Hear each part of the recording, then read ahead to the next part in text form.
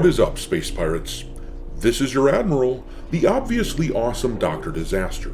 And a few weeks ago, when Vampire the Masquerade Bloodlines 2 first revealed their release date at Gamescom, and they put out this trailer here, we discussed how at the time it had not yet been ratioed, but it definitely wasn't being very well received. At the time, it had 2.1 thousand likes to 1.2 thousand dislikes, but I am amused to now be able to report that they have in fact been ratioed. Oh my star! Yeah, if you look here, the trailer from the PlayStation account has 87,000 views, and there are currently 3.1 thousand likes to 3.3 thousand dislikes, and the comment section has obliterated them. This person, for example, said, "I'm getting very strong, unfinished vibes from this one, so let me get this straight. No equipable weapons, no character creator, only 4 clans,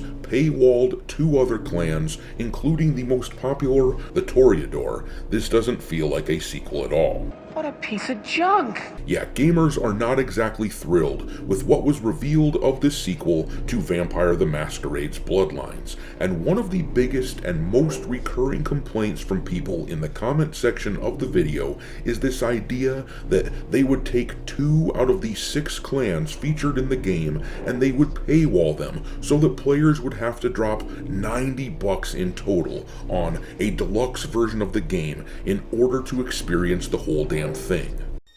You greedy dirtbag! Well, apparently the backlash for this move has been so bad that the game's developer, the Chinese room, are issuing refunds to people. This is obviously a pretty extreme measure to take, which tells us just how unpopular the game has been. Because you've got to think, if gamers were grumbling about the price, but were still buying the game, then these guys would have been just fine and dandy to take our money and deal with the negative sentiment. After all, these clowns were willing to charge extra for day 1 DLC in the first place. No, it seems quite evident that these guys are listening to the language that always comes through loud and clear: economics. People are not buying the game in the quantities that they need, so they are retreating from this decision.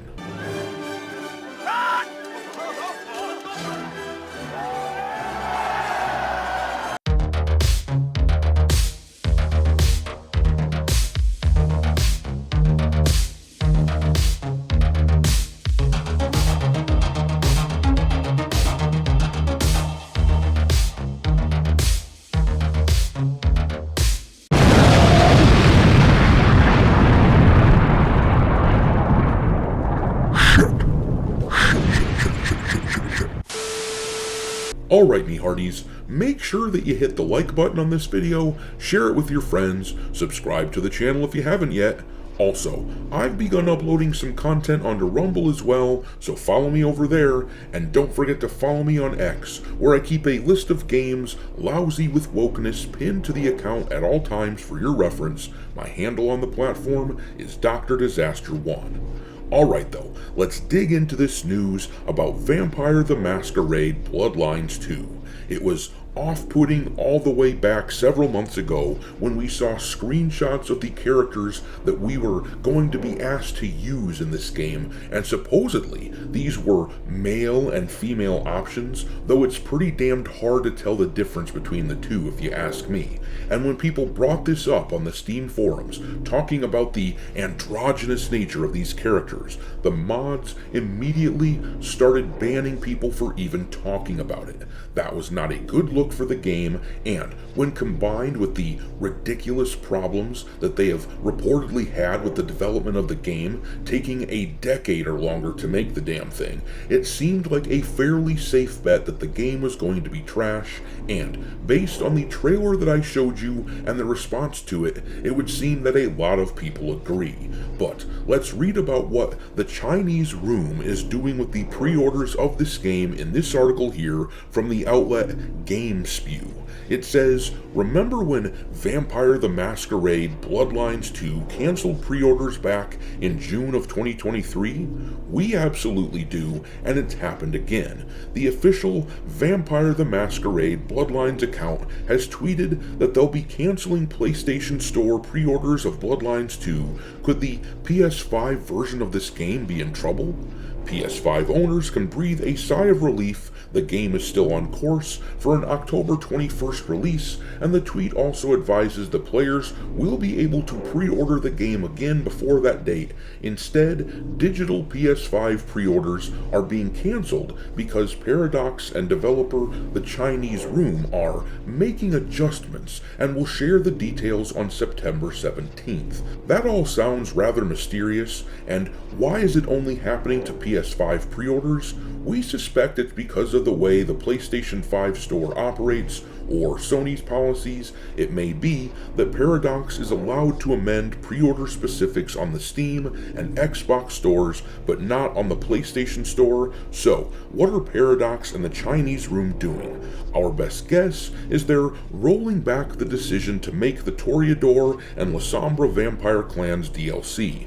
The former clan was a starting choice in the original Vampire the Masquerade Bloodlines, and there was a massive backlash when the news dropped.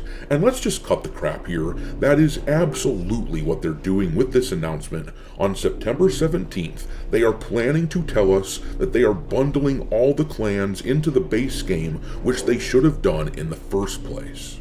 I can't think of any other announcement that would make sense at all, which would be related to issuing refunds to people who had pre-ordered. This is a good move. I don't think it will salvage the game for a lot of people, mind you, but it is definitely the right call. But this tells us an awful lot about the state of the pre-orders for this game thus far. You've got to think that rolling back a decision like a Day 1 DLC, which will be a huge part of the income that they were planning to bring in when they were planning out their financials, but anyhow, rolling that back is a very drastic move, and it signals that sales have been awful. And in fact, if you look over at Steam right now, you can see that they aren't sitting too pretty, currently occupying the 315th spot on the top sellers list for that platform. For a sequel to a popular game that's a little over a month out from release, that is not good. In fact, it isn't that much better than what we are seeing from The Outer Worlds 2. That game, as you can see, is sitting at number 546 on the top sellers list, and we all know that one is going to flop like crazy. But the thing is, for a major AAA game like Bloodlines 2, coming from a popular IP like Vampire the Masquerade, they absolutely should be sitting in the top 100 when they're around a month to a month and a half away like this. Now, we don't have access to the hard numbers for their total sales, but when we take snippets like this, it really paints a picture, especially when we combine it with sales data from retail stores that I'm in contact with. For those who don't know, I used to own a game store, and I still have contacts with people in retail. In fact, my contacts have access to the sales data of nearly 50 retail stores between them, and in those stores, it sounds like this negative sentiment toward Bloodlines 2 is correlating with some pretty bad sales numbers. In these almost 50 stores, they have sold only 19 pre-orders for Vampire the Masquerade Bloodlines 2. Keep in mind, that is 19 pre-orders across all the stores combined. For comparison's sake, when Dragon Age the Veilguard was about a month and a half away from its release, that game had sold 28 copies in those same stores, meaning that Bloodlines 2 is tracking well behind it. For further reference, Ghost of Yotei, which is only releasing on one console, mind you, the PlayStation, but that game has 73 pre-orders. Granted, it does come out a few weeks before Bloodlines, but still, that is a massive difference. Given how terrible these numbers look for Bloodlines 2, it is unsurprising to see them making the only move which makes any sense at all, eliminating the decision for Day 1 DLC. I seriously doubt that this will undo the damage and bring people back on board with the game, but they had to try something. In any event, I'm going to leave it there. Drop some taunting of Vampire the Masquerade Bloodlines 2 into the comment section below, and we will talk there. Thanks for watching, me hearties. If you haven't already, your Admiral is inviting you to subscribe to the channel and become a part of the crew. Life as a space pirate may not be glamorous, but there's always plenty of booty.